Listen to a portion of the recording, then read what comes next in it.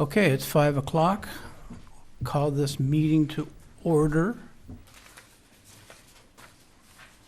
Most of the board members are here except Mr. Johnson, and his alternate is similarly absent. So you got the roll call taken care of already. Huh? Thank you. Roll call's taken care of. I did it myself. Let's see. Okay. Could you all please rise and join me in the Pledge of Allegiance? Ready to begin. Pledge allegiance to the flag of the United States of America and to the republic for which it stands, one nation, under God, indivisible, with liberty and justice for all. And I hope we don't all wind up like this tonight. Head exploding?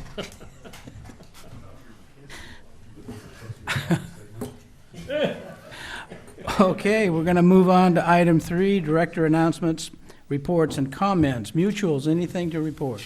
Nada. Nothing. Nada. Ojai Water Conservation District Did not meet, did nothing to not report. meet. Okay, City of Ojai is out of the city. Casitas Municipal Water District, I sent you that little bit of information. Is that enough, or do you want me to do this again? Please do it again, because I Oh, she said please, too. God, how can I refuse? All right, the elevation of the lake is at 42 point, no, not the elevation, that's percentage, 42.4, which represents 100,903 acre feet of current volume. You want me to do that again? yes, please. Okay. We're at 42.4%. And that current elevation, according to the volume chart, gives us 100,903 acre feet. Welcome. Richard, anything from the CFD? No. Great. General manager comments? Keep it quick. I had committed last meeting to bring a financial controls policy forward. Considering the direction on groundwater sustainability plan, I put my efforts this last month in helping to develop some information and a resolution. So I'll expect to bring those financial controls to you late this year, early maybe January. I'm going to be gone next month, so if I'm back, it's barely back for the meeting. So. Okay, boy. And then I met with Regina Hirsch, and we talked about grants and things of that nature. So. Okay, thank you. God, everybody's going on vacation. Not Rust, though. Rust is not going on vacation. Item 5 is the basin status report. Mr. Kerr.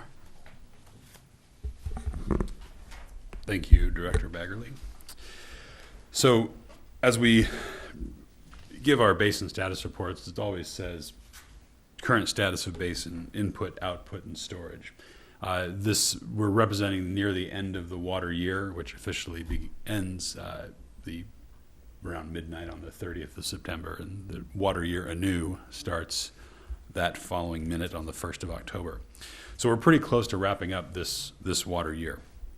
The inputs that we've had, it's always a good reminder of this. Rainfall starts on the ridge. At Nordhoff Ridge this water year, we received 43.94 inches of rain. And we don't mention that very often, but it's a significant number. You want to say it again?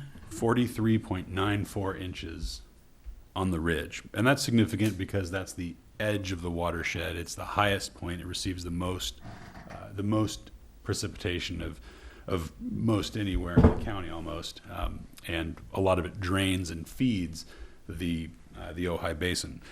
When we talk about the precipitation on the valley floor this year, with the trickles we've gotten in September, we're at an even 26 inches, and that's greater than the average by a number of metrics. That orographic effect results in that nearly 20 inches of additional precipitation at the ridgetop. where it's cooler and the clouds get squeezed a bit more.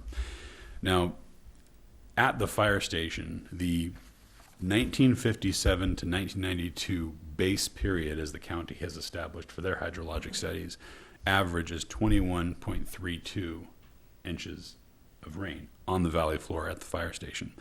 If we include data back to 1930 and all the way up to and including 2018-19, then we're at that 20.07 inches of precipitation on the valley floor on average. So any way you slice it, we were wetter than average over the 2018 and 19 water year.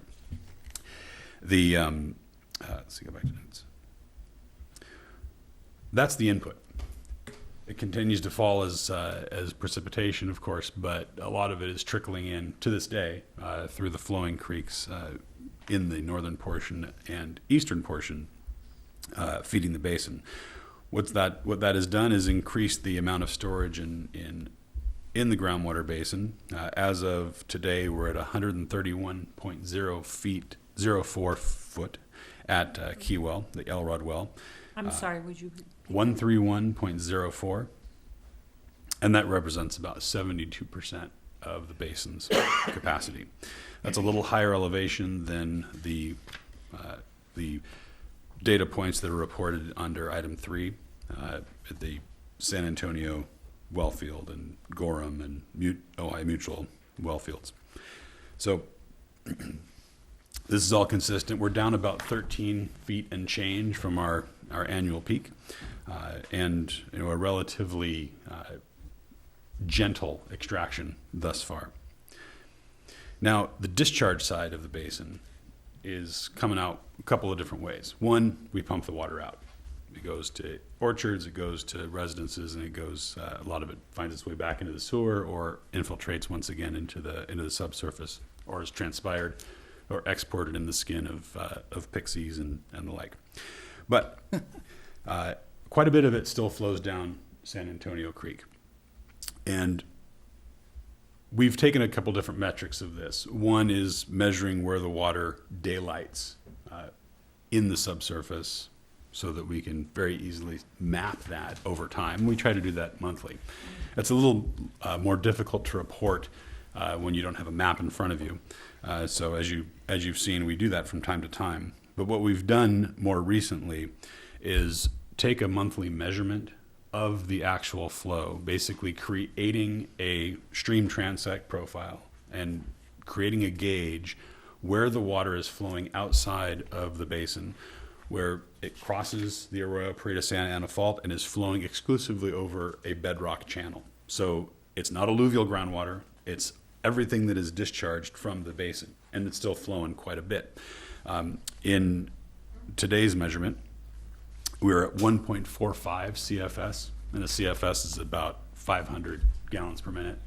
So you're looking at about 750 gallons per minute just exiting the basin in the creek. A lot of this is some of the perched water because we're still at a higher elevation there than the production zones of the basin.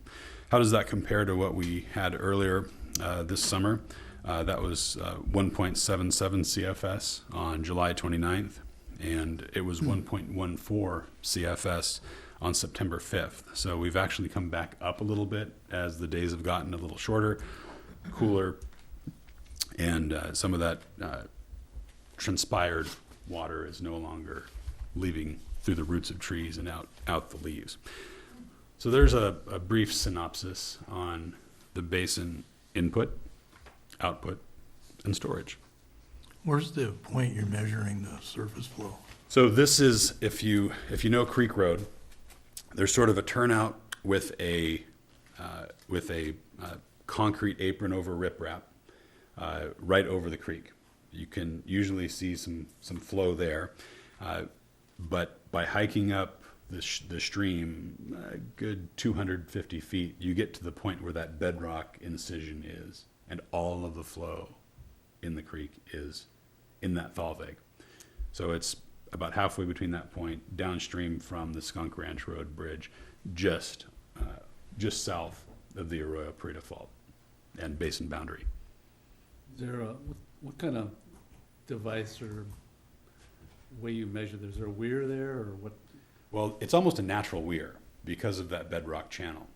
What we do is we take a tape at engineered scaled tape and measure the footage across, and then have our depth probe and velocity meter that we every tenth of a foot literally take a measurement of the depth of the water, the velocity of that water across that transect, and then create a cross-sectional area, each with individual nodes of velocity, sum that up, and that's how we can get to that hundredth of a CFS degree of accuracy with some confidence. I'll squeeze in one follow-up question to that. Is that as we move towards developing a GSP,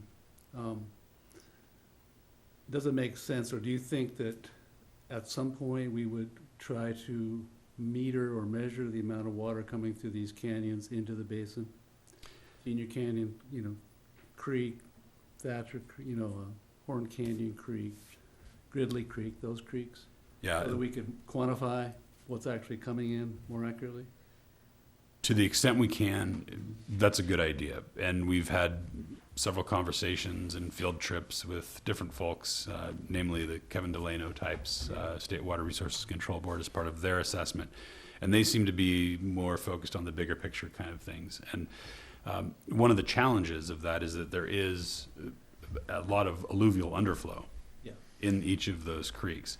So if you have a spot, let's say where McAndrew goes over Horn Creek, and you've got a good channel that seems to be concrete lined, and you can have some degree of confidence that all you're measuring is all of that stream flow, and that there is limited underflow, that could be a good opportunity.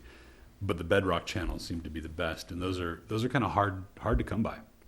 And fortunately, we have this natural condition at the southern basin boundary where the discharge is a bit easier to measure. Higher up in the hills, higher up in the mountains, we can certainly measure some of those. And where quantified, it's very valuable.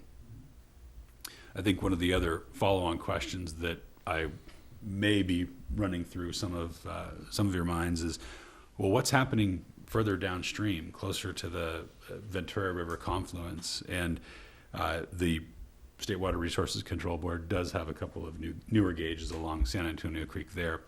The Old Creek Road one is pretty good, and what we've noticed in evaluating those data in comparison to this is that, well, let me put it to you.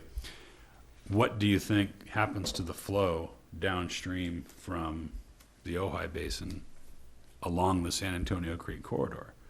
Just Roman Emperor judgment vote. Anybody think it goes up? Anybody think it goes down?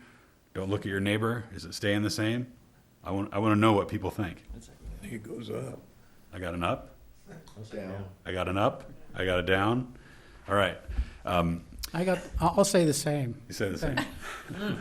Heck with it. So what we've found is that there's, and it changes all the time. Sometimes it's up, sometimes it's down, and sometimes it's the same. It depends on the season. It depends on the amount of evapotranspiration along the creek corridor, how active, namely a lot of sycamores and deciduous trees are uptaking some of that water. And there's a minor amount of diversions and other groundwater extractions along that corridor. But largely because of the influence of Lion Creek and some of the other tributaries to that, we've seen a little bit of a rise in the flow that direction. Not significantly. It goes from that 1.14 up to about 1.8 or so, but not a tremendous amount of water net exiting the San Antonio Creek corridor toward the Ventura River. But more to come, as always. Thank you. In the spirit of transparency and education, would you tell everybody what the word thalweg means? I believe thalweg is a Norwegian term that means the very bottom of a canyon in which water would flow. It's a low-flow channel. Thank you. Any questions of our hydrogeologist? The guy that knows everything. Any questions? Okay, we'll move on. Public comments on items not appearing on the agenda. I have no speaker cards for that. Anybody want to change their mind and talk to the board? No. All right. Okay, consent items is the approval of the minutes of August 29th, 2019. Are there any corrections, additions, omissions? Hearing none, we need a motion and a second. Second. We have a motion and a second. Can we have a roll call, please? Director Hages, Yes. Director Finch, Yes. Director Thielke, Yes. Chair Baggerly. Yes, thank you. Action items, item 8A, Board Officer Election. I put this on the agenda because I was reading some of our previously adopted legislation of our own, and every 2 years, we're supposed to have an election. But since we're missing the mayor, I'm going to put it off until next month. Without objection? Therefore, we'll move on to the Treasurer's Report, item 8B for August 2019, budget spreadsheet and extraction charges by period. Any questions for the Treasurer's Report?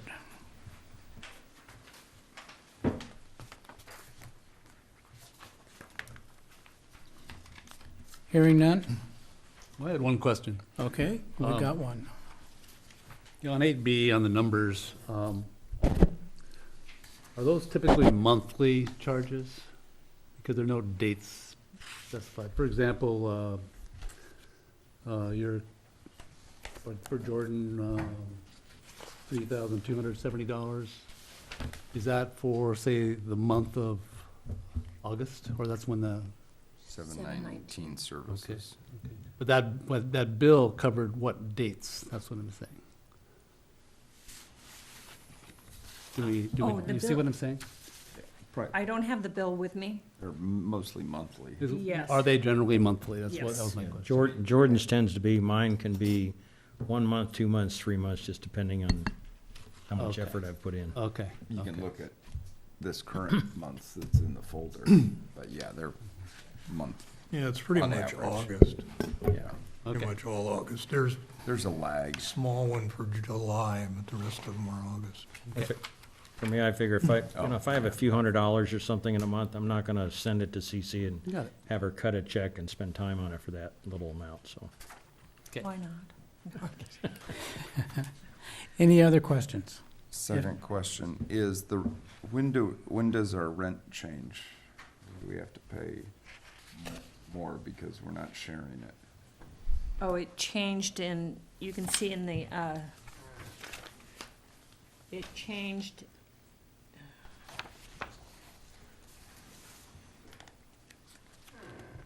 I think it stopped in June. June was the last month we shared rent. not sure what the date was. Might have been But it didn't change. I don't know either. I believe it was June. It was June or July. But it didn't change. Well, okay, here I can tell you.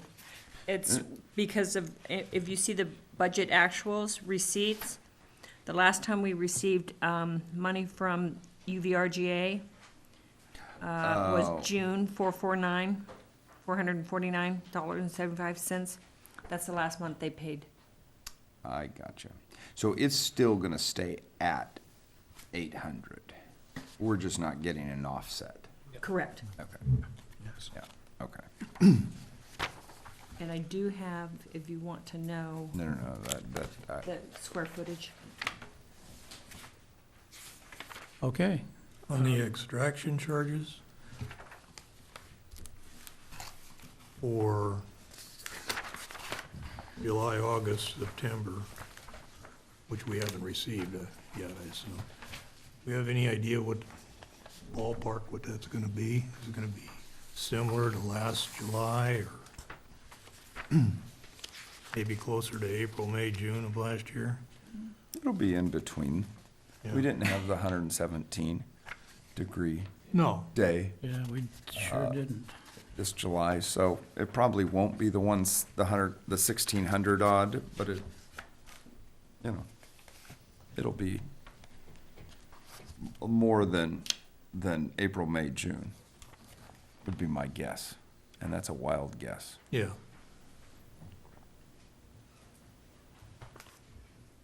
So it's not too bad. We're not gonna be that much lower than normal. I think so too. All right, any other questions? If not, I'll entertain a motion in a second.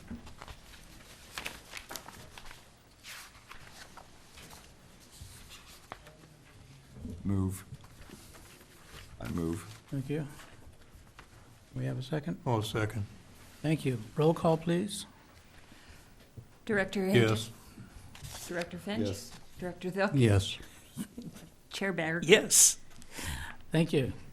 We'll move on to item 8C. I have one speaker card. Bill, would you like to speak to us now? Sure. My name is Bill Lindsay. Thanks for having us on the agenda here. And really here just to answer any questions. So I don't want to have discussion. If there is any, I'm available to answer any questions on it and take any questions on it. So. Does anybody have a question for Mr. Lindsay? Apparently not. So this was one we sent back last. And Jordan, you weren't here, but your guy was gonna, Tim? Tim was gonna fine tune a little knowledge on it. Do you?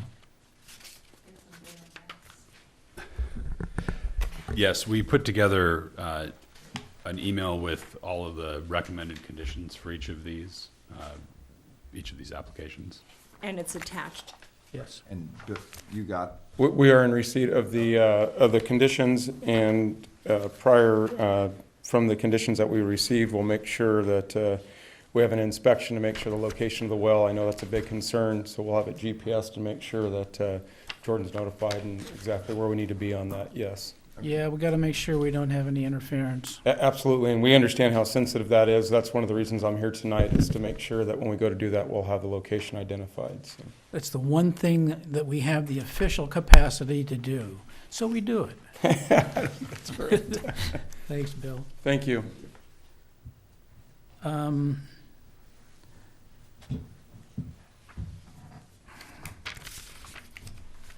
Which one is Mr. Osborne's?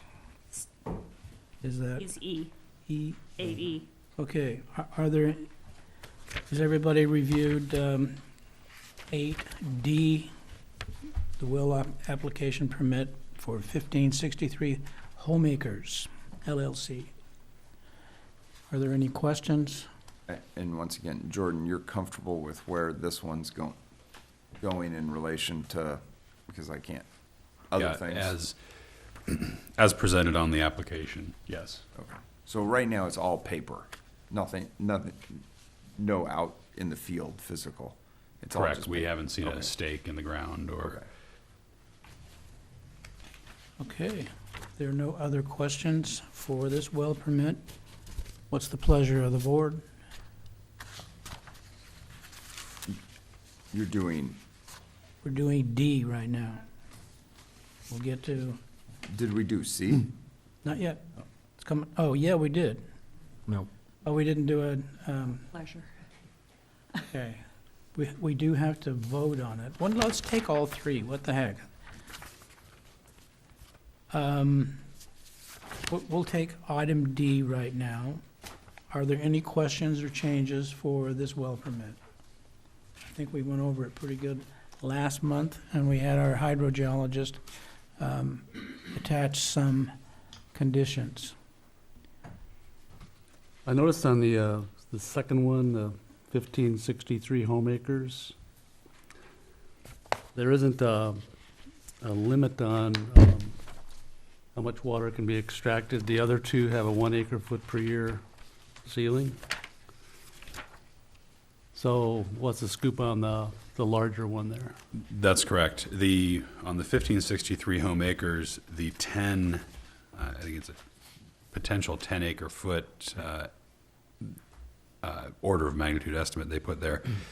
It's something that, because that's a relatively larger number, literally an order of magnitude larger than the others, I didn't want to have a condition that either blessed or refuted that number, given that it's a bedrock exploration well and will make what it makes and it would be subject to any groundwater sustainability planning allocation that may be afforded to that particular well in the future. But it will be a groundwater, bedrock well only, right? Correct. Thank you. And I think it's important to note that on the front page, they talk about the type of irrigation being drip and micro sprinklers, so that certainly is conservation oriented. Was this to replace an existing well?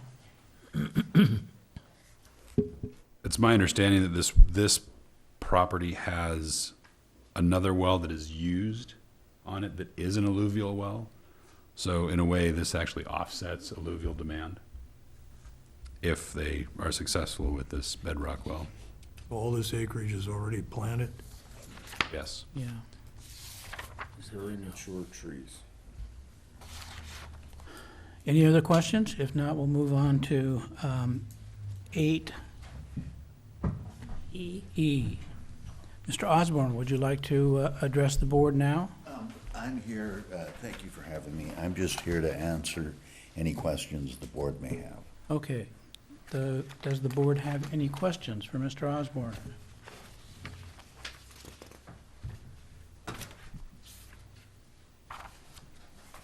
And Guess you're- not. Okay, You're also in receipt of Jordan's conditions? They got you the conditions? Yes, Okay. and we're agreeable to the conditions. Very good. Great. Thank you. All right, if there are no other questions, we're going to take items 8C, D, and E together. We have a motion and a second, please. I so move. I'll second. We have a motion and a second. Can we have a roll call, please? Director Hages? Yes. Director Finch? Yes. Director Thielke? Yes. Chair Baggerly? Yes. Thank you all for coming. Appreciate it. Item 8F is the Cure groundwater contract. John, you're going to drag us through this? Yeah, I don't know. Certainly Jordan can speak to all the individual components of it, but I think this is a request for a contract that makes up not just his normal monthly operating activities, but also includes some money that would go toward the groundwater sustainability plan. I haven't spoken to Jordan about this, but I'd like to suggest that we're going to talk about the budget later. We've put some money in there toward groundwater sustainability planning, but I'd like to suggest that maybe, in Jordan, I'd appreciate if you speak to this, that we don't fund things for groundwater sustainability yet. I think there's a lot of policy decisions that board needs to make first, maybe in some workshops before we start going out there and saying, yeah, we're going to approve funding for these activities, unless you think there's something we need to get started on earlier. And so that, I'd appreciate your comments on that. There's certainly an increase, I believe, in the hourly rate on this. And Jordan, I'd like you to speak to that as well. And I know some of the directors have questions about the scope of services and what you'll provide under those tasks. Thank you. Sure. First, to the groundwater sustainability planning, the technical side of this is always going to follow the policy. It's literally a groundwater sustainability plan that, you know, it's a mandate from the state that it even exists. So we want to make sure that we're filling in the technical side, collecting data and filling data gaps as necessary, and as we continue to do, that will support a groundwater sustainability plan. But certainly, whatever budget and whatever allocation and whatever schedule and scope we implement, we're happy to follow along with the policy that the board agrees upon and directs us to do. What we presented here was really a rough outline of potential schedule that we thought would be comfortable and budget that we thought would be comfortable. But it will be what it is, and we're certainly flexible to that end. And to the next point, hourly rates, as narrated herein, yes, it's over the past couple of decades, our rates have gone up but they've also gone down. And that's the beauty of being a firm that has a staff of 2 full-time geologists in addition to myself, and 2 project assistants as well. So we can delegate work to the lowest responsible billing rate. And while my rate personally has gone up since 2002, 2010, et cetera, the rate at which we can delegate work has gone down from those numbers. So it's both a balancing act in maintaining a good degree of workmanship, as well as a conscientious level of maintaining a budget for an agency that we have a tremendous amount of respect for. Terrific. Questions? Well, on the routine things that you do, how many wells do we routinely collect data on, other than the one key well you report on? So of the wells where we have, we report the key well for simplicity and time. We have data loggers in 6 wells in addition to including 5 casings at the San Antonio Creek spreading ground. So there are literally 10 loggers that we monitor from time to time. And when all of those are downloaded, it becomes a longer day than just the few minutes to download the data from the key wells. So again, for simplicity is the reason that we use that as the primary reporting point. Then from time to time, what we've done is the agency has sent out postcards to well owners requesting, how's your well doing? Would you like a measurement? And I was thinking about this the other day. We're probably due for that because October tends to be a lower period of time for both irrigation and busyness of folks, as well as accessibility of the water levels, because folks will take longer breaks than they were in pumping, longer breaks, and allowing static water levels to recover and getting a more representative job. When we last did that, I think there were about 9 or 10 wells that we separate from the wells that have the continuous automated loggers in, and monitor the water levels therein manually. Where does the data reside once it's collected? So the data that we have in our files are numerous. The logger data are collected on board of the loggers themselves. So we're just downloading whatever is done today. That is on the individual, whoever is collecting that data. It can be on their phone. It can be uploaded to a secure Dropbox site, as well as hard copy or hard file on our computers in the office. So we have it several different places, and then we will provide to the agency graphics and hydrographs. And the extraction data, I think, is managed by CC. Yes. But the water levels are not on that excess file that we have. On the excess file? The database that CC has, there's well levels there. There are some, I believe there are some water levels within the database, but it's not a primary objective of the database. Most of them, I think, tend to be on construction as opposed to long-term hydrographic records. This is a time in our history when extraordinary things are going to have to take place. And it's not going to be like what it was before. I think we have to realize that we're going to have to grow up here and do some things differently. And I can't think of anybody who knows more about this basin than Jordan Keir. I don't even come close. Well, I fully agree with you, but I think where Richard was driving, you have the data, but we technically, I mean, you have it, but it's our data, right? Correct. Yeah. We are but a repository. Yeah. And can upload to a secure site, shared file, however you want to handle it to make sure. And that's an important concept that's outlined in Sigma. How many terabytes are we talking about? Oh, not much. It's just It's- numerical. It's relatively small. Yeah.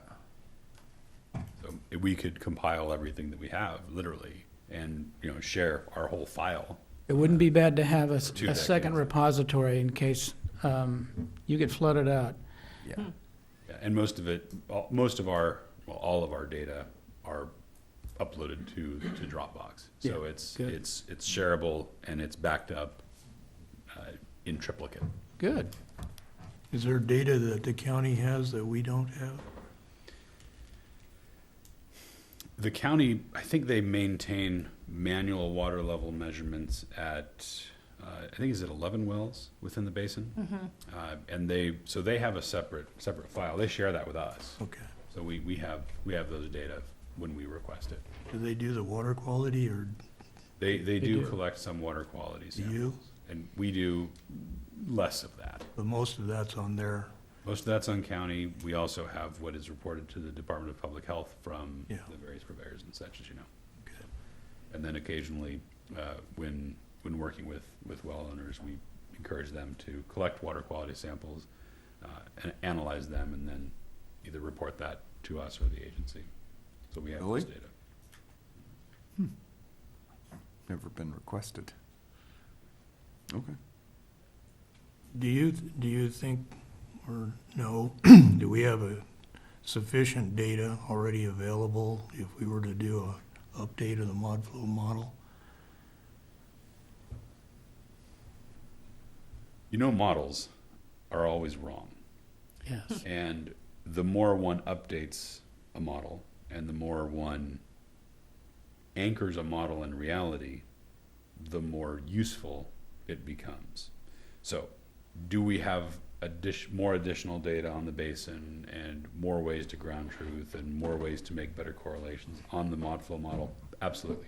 Every day, every minute that we're collecting data. Well, on the what basin, I'm getting at we're is, updating that. the last update had certain wells that it used as its key wells, and this essentially was a calibration.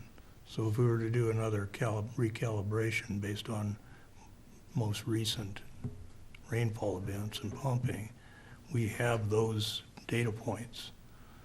So we don't have to go out and identify new wells. Correct, yes, we could maintain that consistency. And I think that the approach that I would recommend is waiting until we see the State Water Resources Control Board's mod flow model, which will include this basin and frankly, this basin and the model DBSNA generated for the OBGMA was their springboard to then create the rest of the watershed-wide model for the Ventura River watershed. So my recommendation would be, rather than tackle that independently as an agency on our shoestring budget, let's see what the State Water Resources Control Board has come up with and evaluate that, peer review that, and then determine if an independent model update is necessary. They should be already doing it for us. When's it supposed to be available? That's a really good question. It seems to be taking its own sweet time in development, which, I think it was supposed to be a 3-year project 2 years ago. And I don't think they're quite there yet to be able to pull that up. Maybe, Bruce, do you have an update on when Kevin's Latest model? I heard was spring of 2021, Yeah. maybe summer 2021. Yeah, so that another year then.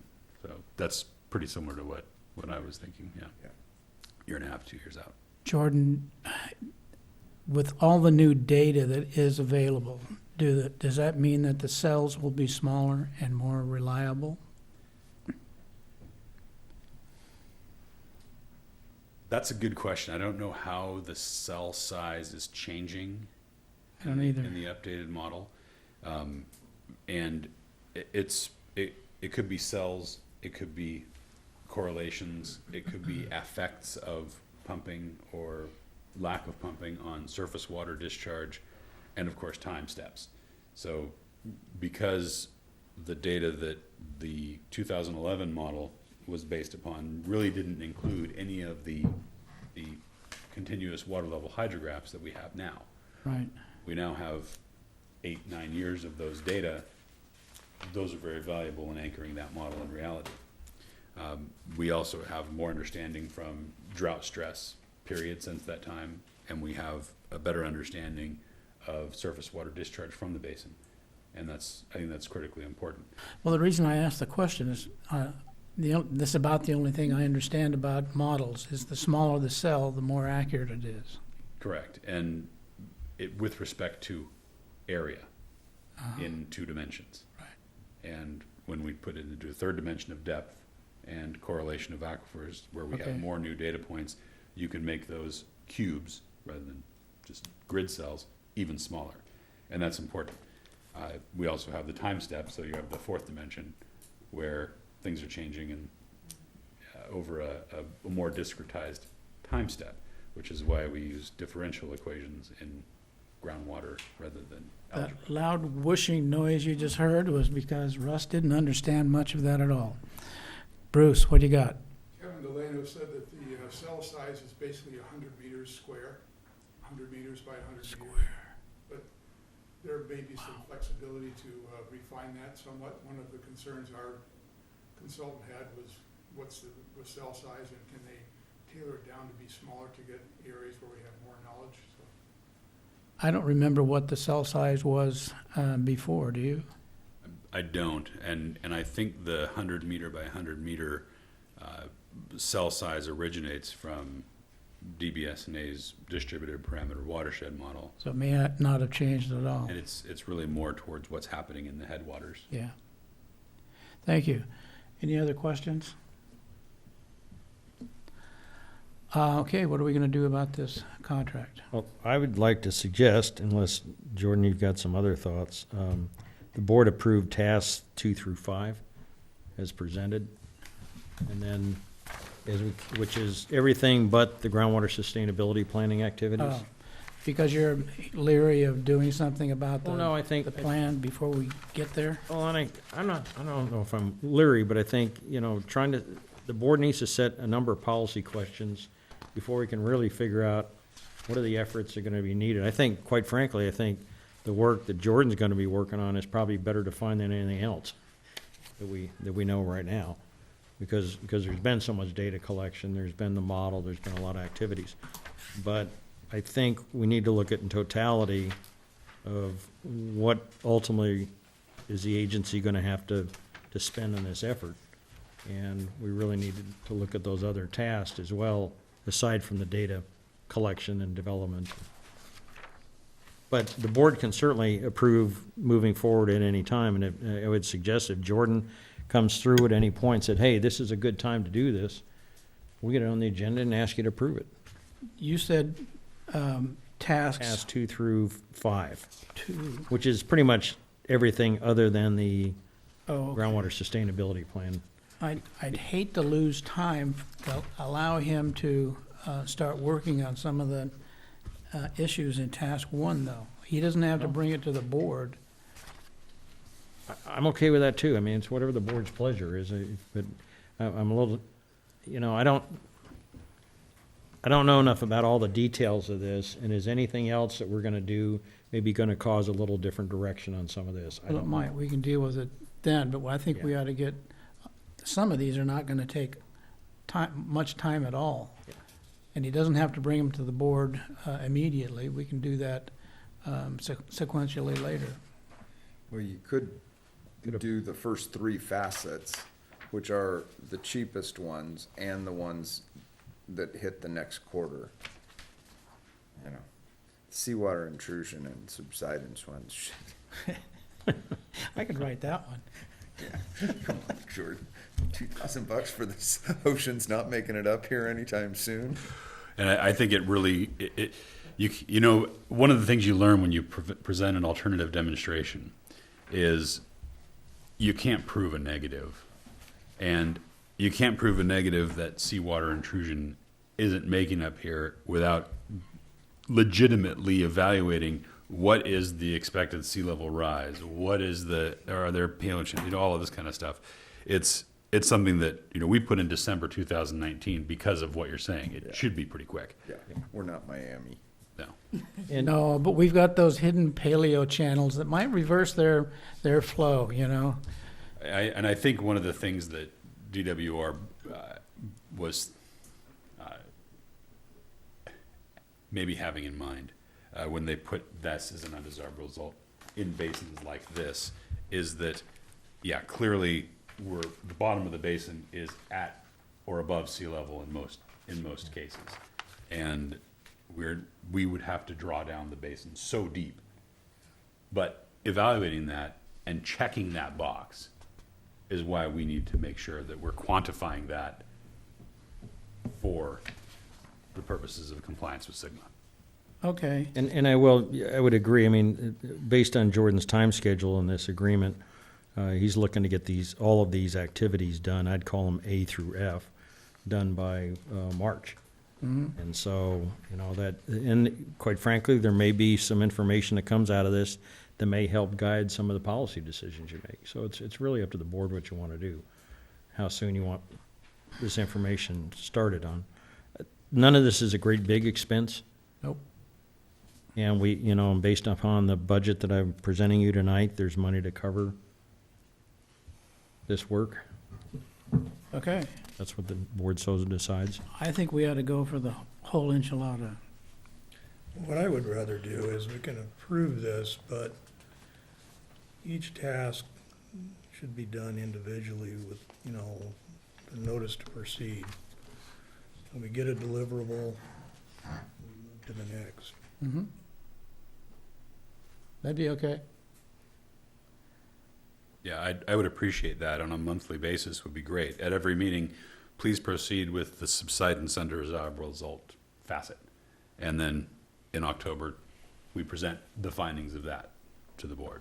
Yeah. Allows us to really just focus on that facet A for that month, encumber those expenses, and report to the board. This is our recommended quantification of subsidence. How much is allowed, how much is good. Which is really interesting because his concentration is going to be on each one of those tasks. Yeah, we get a piece at a time, so we have time to digest it. Yeah. without- You bet. Right. Well, and I think it's important that Jordan provide me at least monthly what he wants to bring forth to the board so we make sure it gets on the agenda. Right. Well, yeah. And that's why we put this schedule in there, which as of today, we could keep this schedule. Yeah. But if you wanted to make it November, whatever, or maybe the board is more concerned with seawater intrusion on the month we're dark. Thank you. We got that one. joke. Thank you. One thing that we talked about at the last meeting was trying to develop a layman's description of the basin and how it operates. Mhm.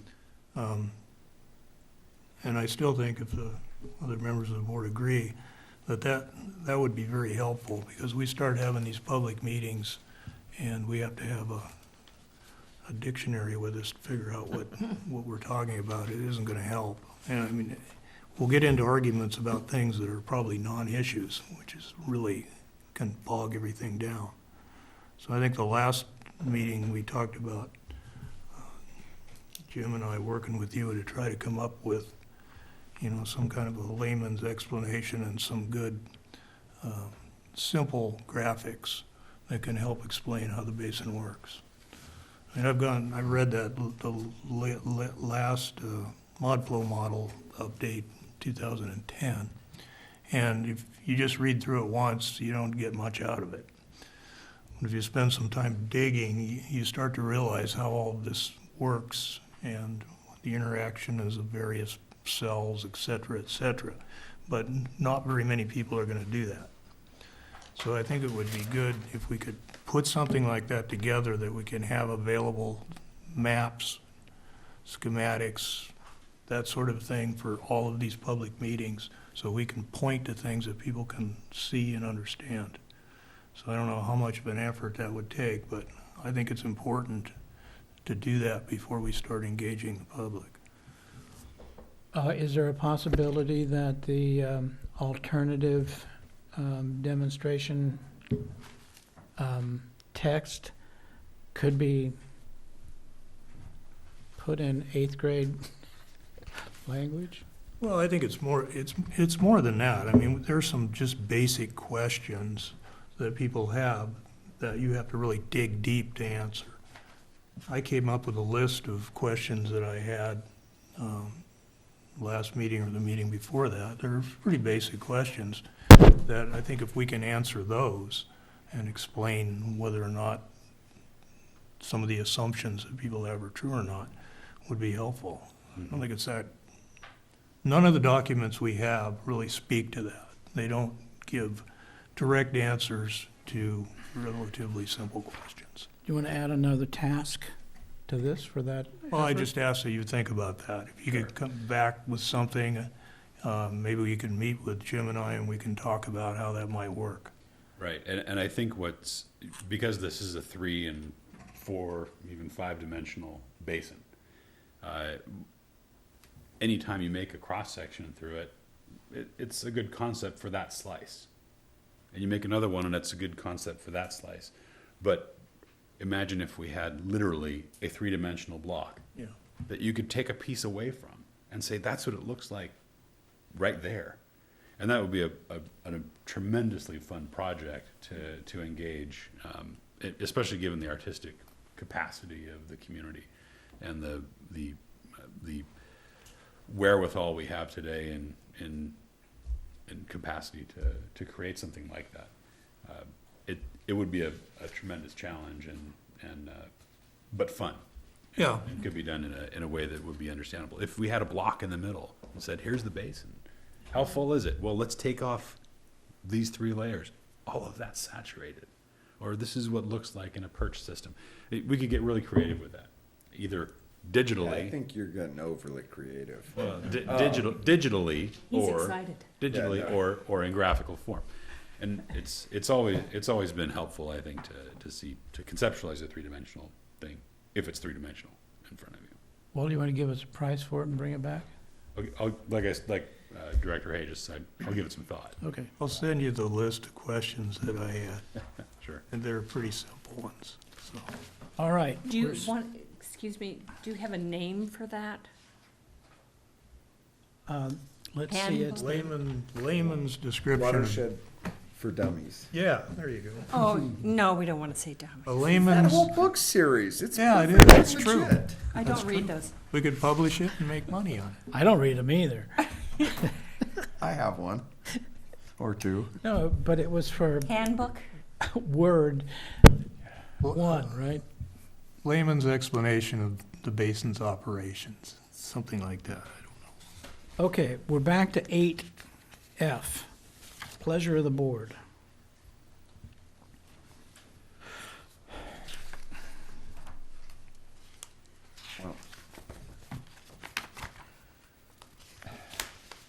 Does, I guess, doesn't it kind of tie in with the budget? I mean, do you kind of? We were should go- waiting for it, yeah. But should we go through the budget? Are we kind of a cart before the horse on some regard? Or take them together Well, perhaps? Just on this particular issue, I put money in the budget specifically for here, groundwater's general activities. And then there was another 50,000 just put in for GSP work. And so that between those 2 items, there's plenty to And- cover this.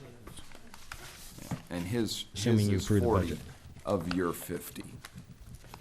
Actually, it's, Well, it's broke down, 31.6 would be for task 2 through Right. And 5, and then 40,000 for, is for the GS and that would be 40,000 out of the 50 of that the I, 50. Correct. so we're covered. well, assuming you approve the budget. Good idea. Why don't we just go through the budget and take the 2 of them together?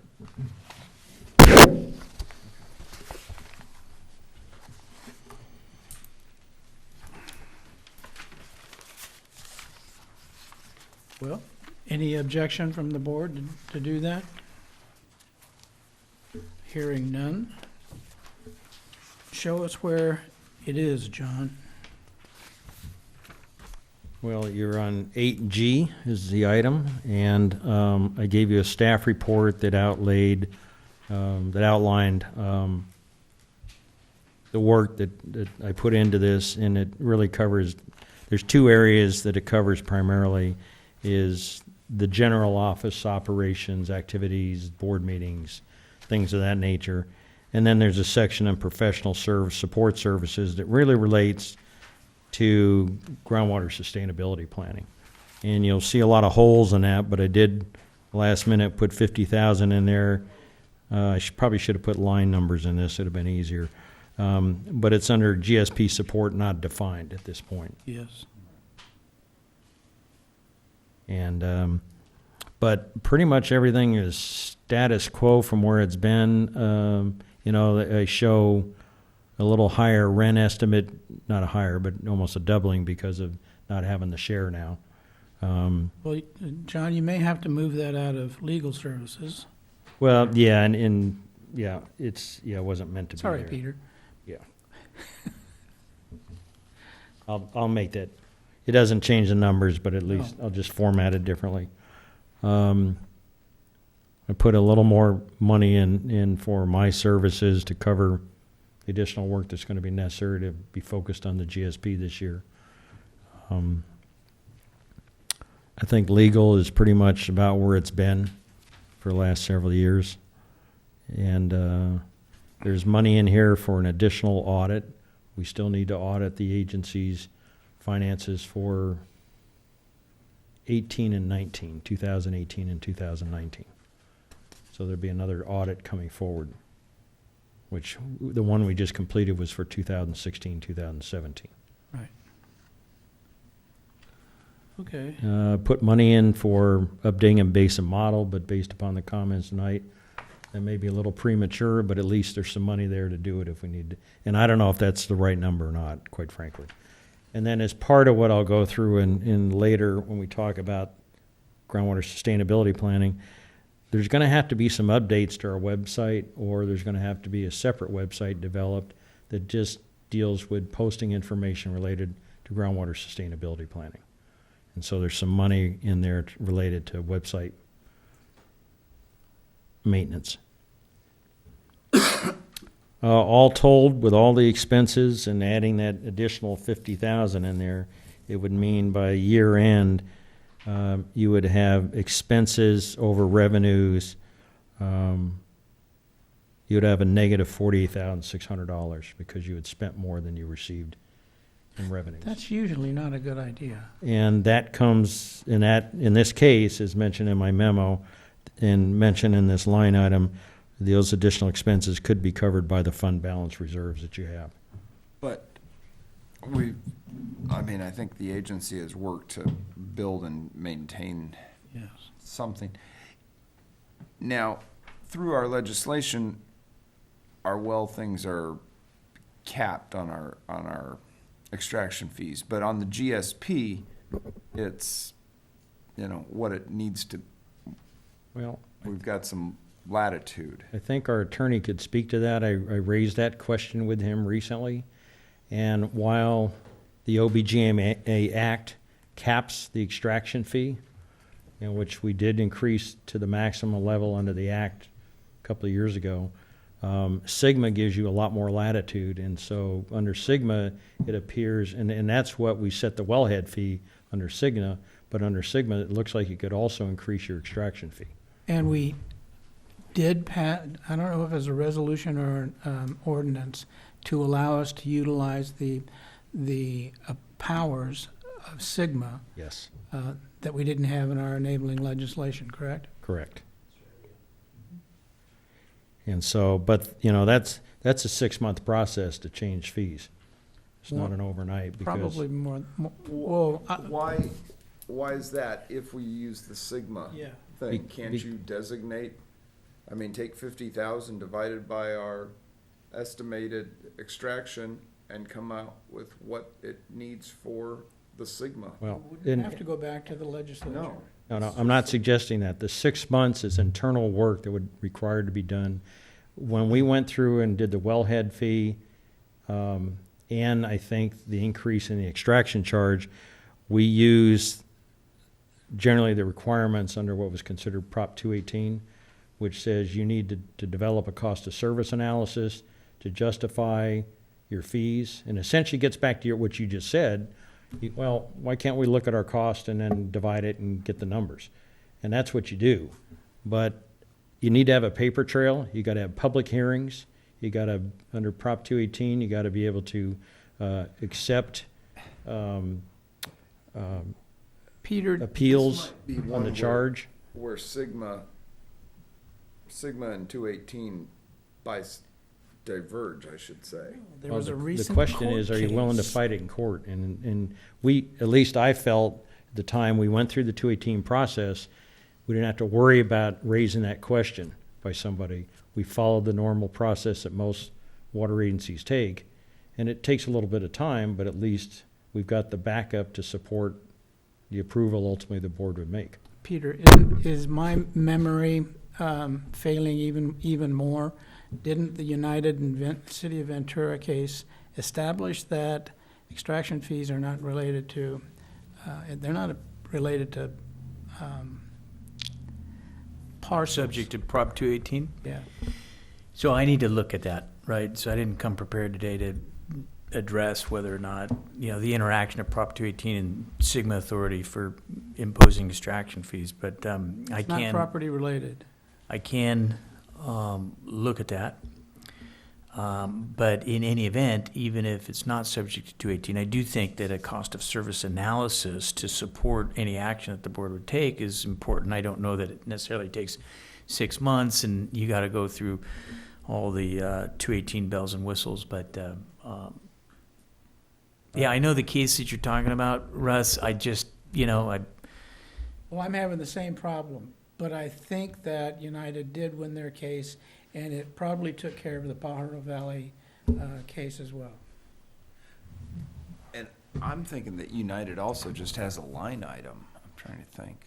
But United is relying on a water code section that says that they can charge the city No, five three times more, times, or three times on more. M&I. Yeah. No, that's something separate than a line item that is just Sigma related that I'm It I'm was. thinking. The case was. No, but that's the one time here and 3X for the M&I. But there's also a separate line item now on the bills for Sigma compliance. Nothing to do with United, just working on the Sigma. And that's what I'm wondering. If you have your $25 extraction fee for OBGMA, then you have, $16 or whatever it works out to for Sigma. Yeah. So, and we don't need to do anything tonight because we do have a balance, a cushion, but can we? Bruce, you I'm got, just gonna say that when the Upper Ventura River Groundwater Agency adopted their fee, our attorneys found that it was exempt from 218. We didn't have to go through the process because there are specific provisions, so I think it's more simple it's simpler like what you say, Jim. Yeah. You don't have to do that. We did a financial analysis with Yeah, the I consultant mean, just to have some. Do it backup. prudently, yes. Yeah, but it was not a big deal. and for what it's worth, Fox Canyon Groundwater Management Agency just went through this process, and this was on their agenda yesterday. They got a staff report and proposed resolution. I don't know, I didn't go to the meeting, so I don't know if they actually adopted it, but I did review the staff report, their analysis, nothing's referenced regarding Prop 218 or compliance with 218, so. but the city will probably sue again anyway. One thing I think we should, one thing that I think we should do before we ask people for more money is produce some product so we can demonstrate that we're moving forward and this is going to be successful. If we just go out and start asking for money right away, Well, and the reality of it is, if we take 6 months to get ready. The biggest extractions come starting April of next year.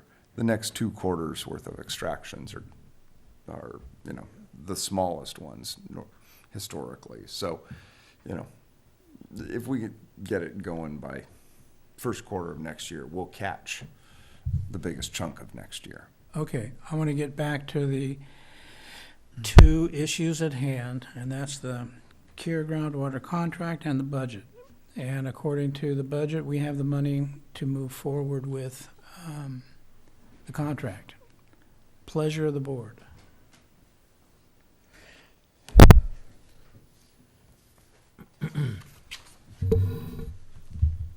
I would move for adoption of the budget and with the full Kerr contract in it, with the caveat that we are looking at including a Sigma fee to capture, here at second or third quarter to capture the Sigma costs separately. I'd like to hear that again. Play the tape back. Come on, Renee. And maybe, I'm just not seeing it here, but I thought John said, it's hard to see because there's no line items, but where it says hydrologist, and you follow the line over, and the 2019, 2020 doesn't have any information in there, any numbers, and I thought you were gonna carry over. It's the 27 and the 4 below it. So it adds to the 31.6. Oh, okay, so it's just the monthly annual, oh, I see, okay. So that 31.6 ties to Jordan's. Okay, so 2. that's the new category you're coming up with, is that it? Okay. So that's the hydrologist. Yeah, Okay, perfect. hydrologist monthly activities and annual report. Jim, I think the concept of, Too complicated? yeah, the concept of collecting for Sigma, we need to clarify that, well, I'm pretty sure that Sigma no longer applies to groundwater extraction because it's not property related. And that was the essence of the court case. You mean 218 doesn't apply. Yeah, 2.8, what did I say? Sigma doesn't apply. Oh, I wish it didn't. God. All right. It's 218. But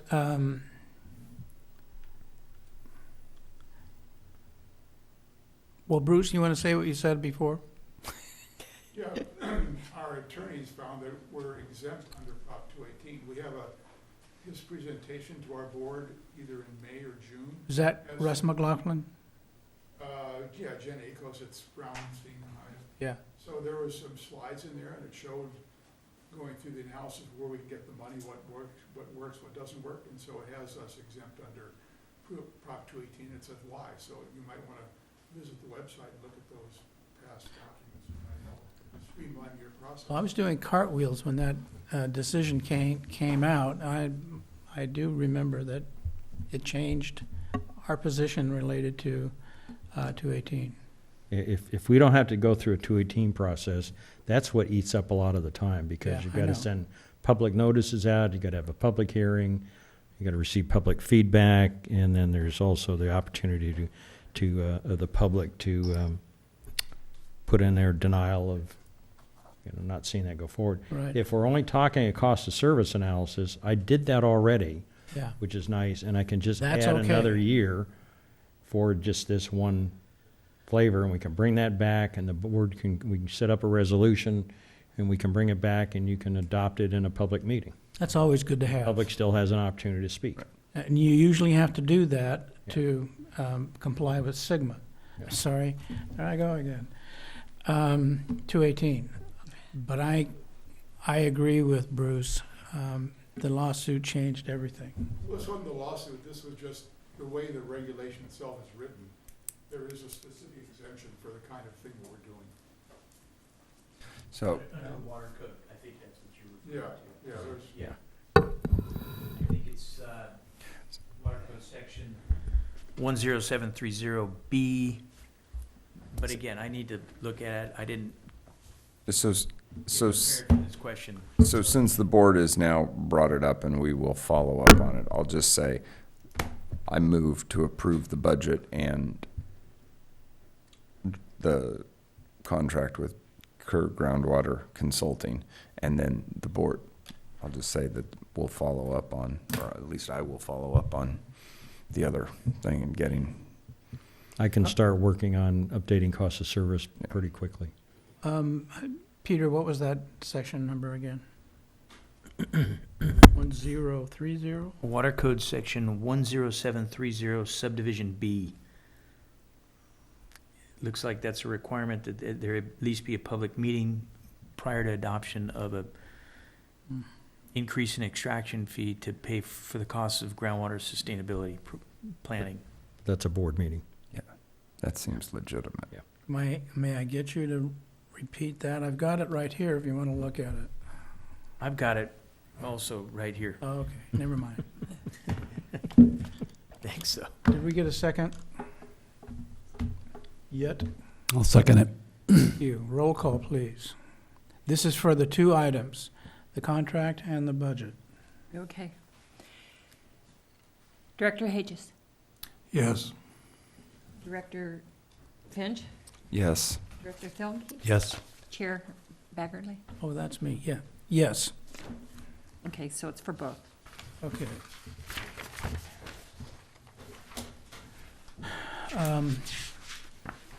John, what do you want to do about 8H?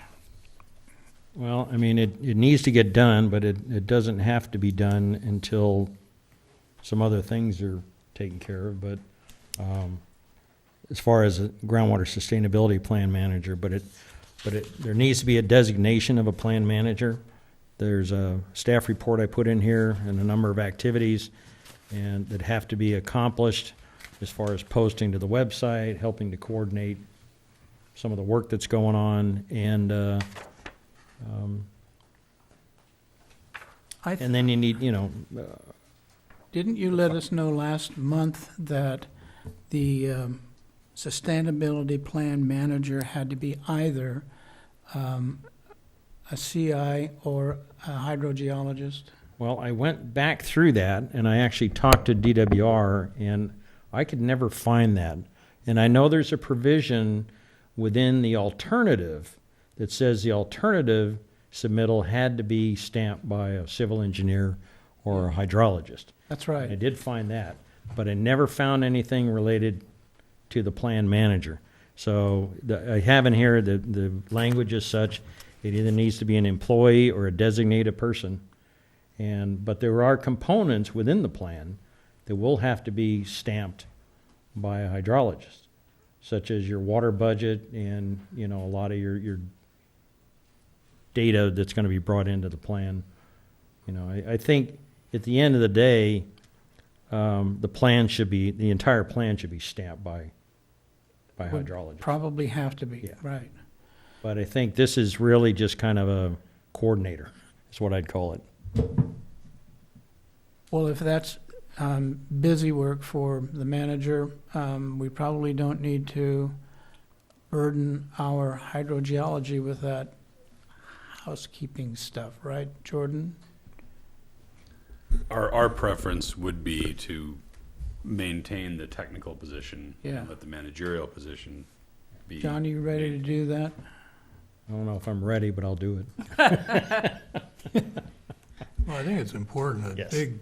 Yes. big portion of this plan is dealing with public meetings, taking comments, maintaining databases, Coordinating resources. and coordinating resources. So Well, if the outreach is part of the plan manager, is it, John?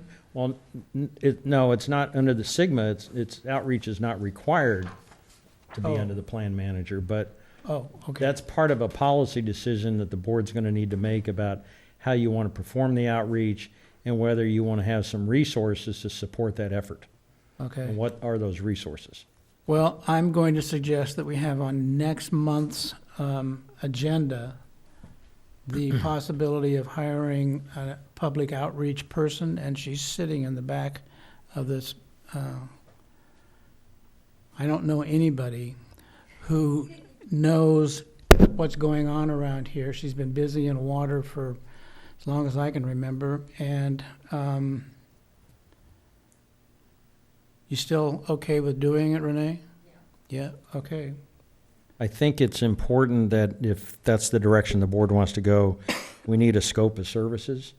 And, You taking notes? and as part of that, it's important to understand at the end of the day, no matter who you hire, what the board's policy is going to be on outreach. Are you going to have some kind Yes. of a public committee, or are you just going to, is the board going to handle this through workshops and then invite the public to listen to presentations? I mean, there's some decisions you're going to have to make.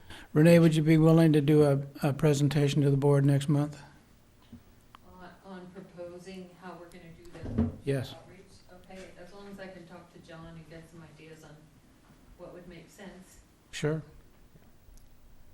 And there's a lot of components of Cigna that you're going to need to read, because they talk about the requirements that they want to see in the plan. Well, and I know you've done a lot of outreach as well with your planning effort too, so it'd be good to learn from what you've Okay. been doing, Bruce. Sure. Yeah. That'd be great. You're not required to have committees, but you're required to engage the public. Yes. So you have to decide how you want to do that. And as we heard from Tony Morgan, it's pretty complicated, and it's very essential and necessary. So I'm not sure it's complicated, but I think you don't want to call a public meeting and not have anything to present. And so there's resources, not only for somebody to facilitate, but then you need what information you're going to present, what kind of questions do you want to ask people?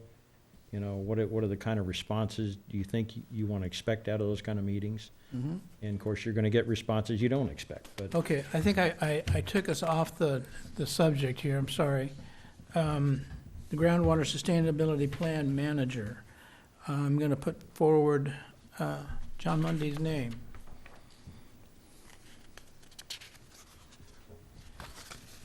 And he'll probably throw rocks at me later. You might not come better back. than hand grenades. Pleasure of the board. I'll make a motion that we appoint John as the Plan Manager. groundwater plan manager. Great, thank Adopt you. resolution 2019-07-01. Second. We have a motion and a second. Can we get a motion, please? I mean, a roll call. Prop Director 218. Yes. Director Hayes, Yes. Director Finch, Yes. Director Filkey, Yes. Chair Baggerly. Yes, thank you, John. Thank you. We have item 8I, board meeting schedule for 2019.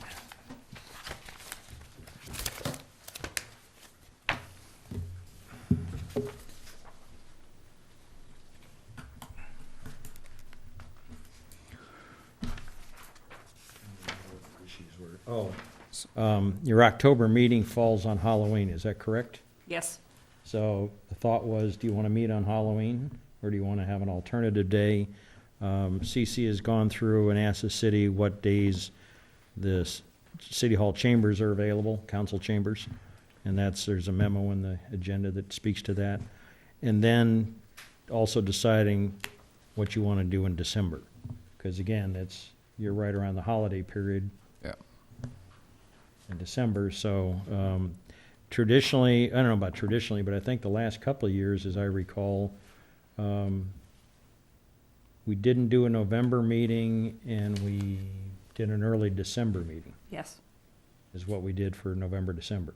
Mhm. But it depends on how much work you want to put together relating to Sigma and groundwater sustainability planning, because at some point, we're going to need some meetings from the board to talk about policy on Sigma. And you may want to cancel your regular meeting, but have some special meetings. Yes. And we'll talk about that in a little bit.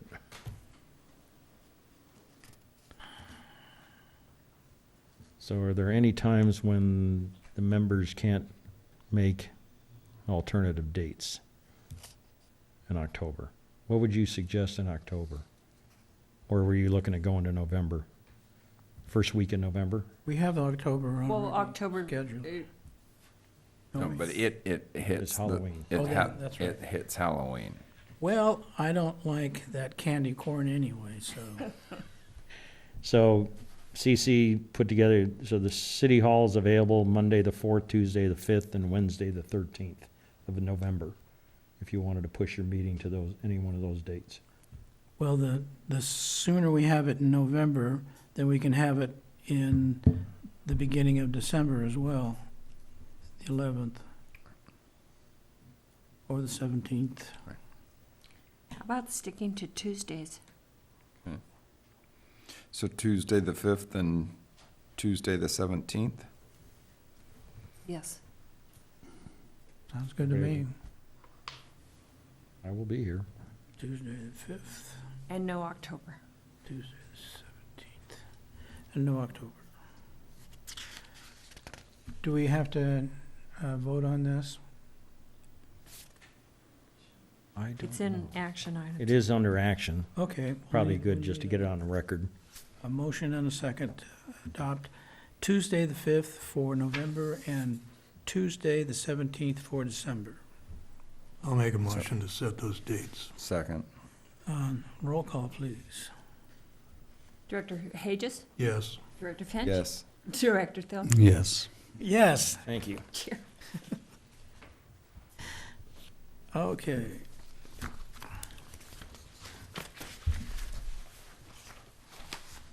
That is the end of our action items. Is there anything that you want to really go through for the discussion items, John? I'd just like a few minutes on the groundwater sustainability plan task outline. Okay, shoot. But I put a couple of memos together, and one was in your package that was mailed out, and it was just some initial steps that you need to take. This is item 9B. And then today, I put together a little more comprehensive listing of a number of activities that are going to have to be done. Either one of these is not to be considered 100% accurate in the fact that, you know, there's probably holes in here that need to be filled, but I think it gives you an idea of the efforts that are going to need to be taken in order to get the groundwater sustainability plan going and getting it written. There's the initial notification to DWR. The agency intends to do that, but before we can even file that, there's two actions that I would recommend that the board do. You call a meeting that sets, where you can talk about policy related to public participation, setting sustainability goals, developing statements of the agency process, preparing a GSP. That has to be put in, the statement of process has to be put into the initial filing with Department of Water Resources, as well as your public participation effort. And then, you know, what are the agencies that you want to coordinate with?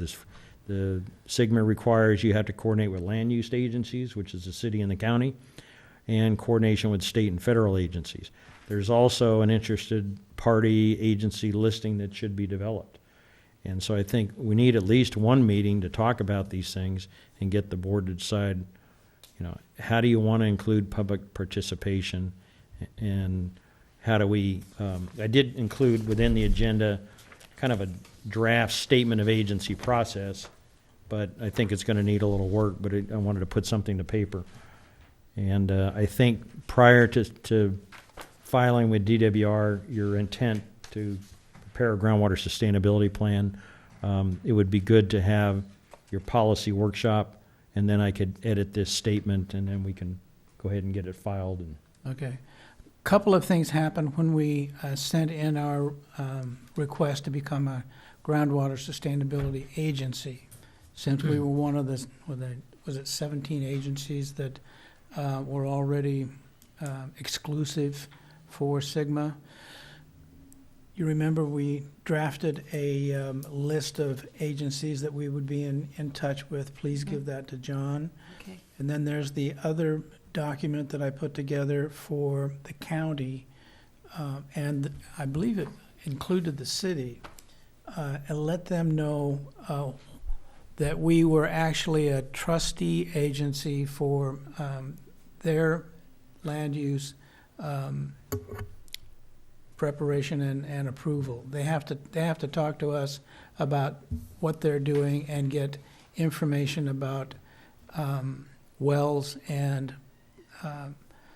where the wells are on the property. They have to consult with us in certain ways. And I'm pretty sure you still have that copy, because I did pass it on to Kim Prilhart, the planning director at the county. That's a second list? It follows the statute, SIGMA, about what we tell the land use agencies what our authorities are, Oh, okay. okay? Well, okay, we can talk. I know I can't find it because my iPad was destroyed in the accident that I had. Mm. So that's gone. You have to have it, Okay, okay? we'll talk. Thank you. So my memo that I put together, staff report I put together, 9B, did talk about interested parties that the agency did identify in the alternative filing in 2015. The only one that wouldn't be in that list anymore is Golden State Water Company. But Yay. the agency still has an obligation that you have to notify the mutual water companies in the area, any PUC regulated. I put together a pretty strong list for when we became a groundwater sustainability Okay. agency, but you can add to it or take away, John. And if there's anything else the board wants to add, I'll look at that Okay. GSA list, right? Okay. The only thing I don't know when you want to do it, but I think we need this policy workshop at some point. I don't know when the board's Special meeting, special meeting, yes, just to talk about some of these issues, I agree. so we can start moving forward, because until they get settled, we can't tell DWR how we're gonna do public participation. You know how to do the meeting doodle, right? You can send it to all of us and we can tell you which dates we have available. I can tell you already that Richard's gonna be gone for a month. Well, and I'm gone too, so. Yeah. So Well, it'll, and then we have the dates here that the room's available. right. So, What I mean, about that second one in October? Let's just try and put it to bed You mean November? in November, yeah. Is that enough time to put it It's a together? Wednesday, the 13th.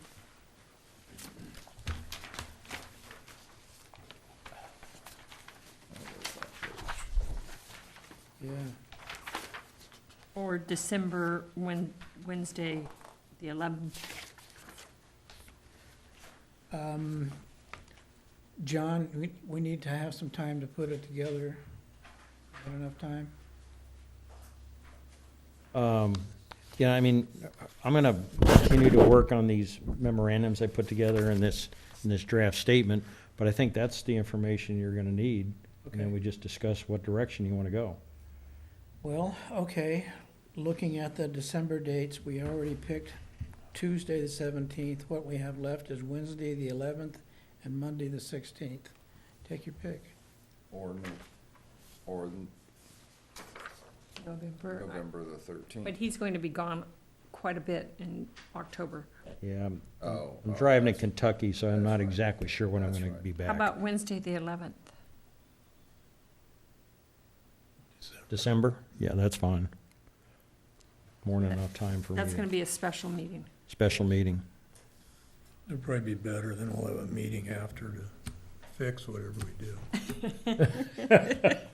So I by- like that. would it be, now, I assume all these times were for the room at 5 o'clock. Would it be possible to go up an hour earlier? Or if this is a special meeting that gives, if discussion is gonna take longer? That'll be another question because there are other meetings in here. Don't they know? Well, can we set it, and if we find out we can have it earlier, can we get the information out to you? Yeah. So you could check, Can everybody meet at 4? Is that what you're Yeah, suggesting? that's what I was suggesting. Okay. if it doesn't For work all out, of- For just the special. For the special meeting on Okay. Wednesday, the 11th. I'll And- check on that. Or earlier, work out, Or we can earlier, always yeah. meet Earlier, yeah. at Casitas. 3:30? Oh, 3:30. that's true. Pardon? If it doesn't work out here in the city, we could always have the meeting at Casitas. But I think it has to be within Oh. our It district. has to be, yeah, within the agency boundaries. yeah. Really? But thank you. Mm-hmm. Well, I can That's a great room. never have to offer that again. Okay. So special meeting tentatively either 3:30 or 4. Ms. Vanderveer will check on the availability of the On the room. well. Otherwise, it'll be Okay. 5 o'clock. And we'll let you all know Sometime between 3:30 and 5. 3 to 4. Yeah, 3:30 or something, just so that you had more, because I've got to believe people like to eat dinner. Yeah. Do I they? haven't been able to give up that habit at all. Anyway, yeah, I would think like 3:30 or something. 3:30? Okay. Okay. I just like the even. Item 9A, conjunctive use planning is ongoing. We're going to put that on the next agenda as well. For 9C, Ventura, City of Ventura amended cross complaint. The remediation is ongoing, and I can't tell you a thing about it. That's done. Ross, Yes. at the Ojai Ventura Water Agency Partnership meeting a week ago Monday, the city of Ventura said that they are expecting to make an announcement in a week or two about the litigation. So it looks like they're getting close to doing Yeah. something. Good. Maybe it happens, maybe it doesn't, who knows, but that's what the city of Ventura said. And I might just suggest that an easy step forward for your public participation would be to plagiarize our stakeholder engagement plan. It's on our website. Thank you. Just copy that and adapt it to your own thing and adopt it at your next meeting. I mean, it would be. I think somebody's listening to you and writing back of you. Yeah. Because I copied something from San Diego, and I put that together. Okay. Well, it's easy to do with public documents, I want to tell you. You don't have to put in footnotes and make it legal. All right, what's the informational item? Just a letter that we were requested by Regina at the last meeting Oh, yeah, to send a letter of support for the Thatcher School great, project and grant. We did that. thank you. Can That- I say something? Yes. It's not on the agenda, but it'll save me an email, or I will email you. Does anyone want to participate in Ojai Day? Oh, yeah. Didn't we say we were going to do We're that? going to do it, but I mean, come to the, Physically. yeah, physically. Yeah, I'll take a slot. You'll be gone. And let's see, Roger Essick is not here anymore, so I'll volunteer him too.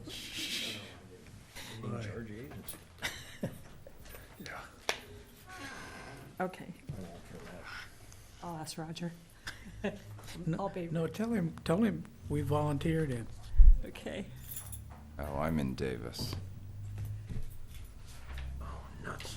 What was the date? October what? 19. 19th. We have task 2 now that can speak to if you want us there. Oh. Mine will have to be in the afternoon on the 19th. I've got wait, maybe in the morning All instead. day, did you say? Nice try, Cece. Nice try. No, I've got to take somebody to a doctor's appointment. Okay, in the morning. Yeah, You're available. I'll be good for the morning. All right, if there's no other business to take place tonight, we will adjourn at 7:35. 6:35. 6:35. 2:18. That's right.